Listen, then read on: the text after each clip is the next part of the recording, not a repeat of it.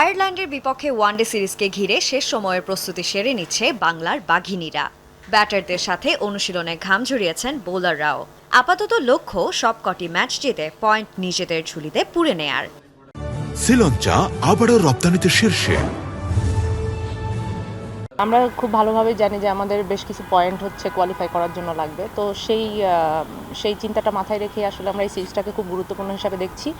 এবং আমি পার্সোনালি মনে করি আমার টিমের সবাই আয়ারল্যান্ড সিরিজটা অত সহজ নিচ্ছে না, সবাই ফোকাসড আছে এবং আমাদের ফার্স্ট প্রায়োরিটি থাকবে যে এই সিরিজটা কীভাবে উইন করা যায় এবং 6 পয়েন্ট একই সাথে নেওয়া যায়।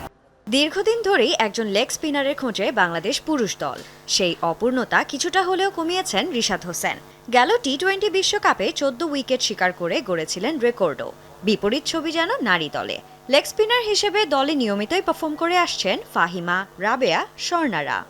রিশাদ হোসেন খুব অল্প সময় আমি বলবো ওয়ার্ল্ড কাপে বেশ ভালো কিছু পারফরমেন্স আমরা দেখতে পেরেছি।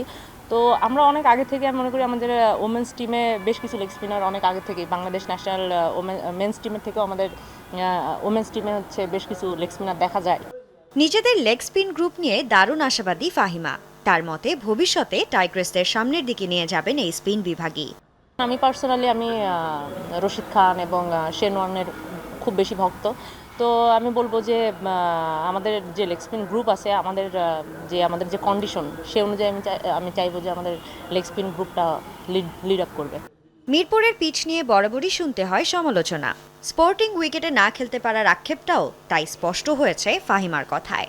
আমরা এখন যে এফটিপির যে খেলাগুলো খেলছি, আমার মনে হয় যে আমরা স্পোর্টিং উইকেটে খুব কম খেলি।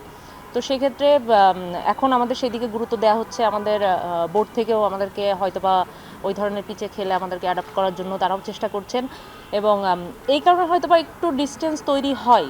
তো আমি মনে করি যে যেহেতু আমাদের হোম কন্ডিশনে যে অ্যাডভান্টেজটা আমরা পাবো, সেটা আমরা প্রপার ওয়েতে যাতে আমরা ইউজ করতে পারি। আগের দিন অনুশীলন না করলেও আজ নেটে ঘাম ছড়িয়েছেন আইরিশ মেয়েরা। কন্ডিশনের সাথে মানিয়ে নিতে দীর্ঘক্ষণ স্কিল ট্রেনিং করেছেন সফররতরা। Sanjana Ivy, Jamuna sports, Dhaka.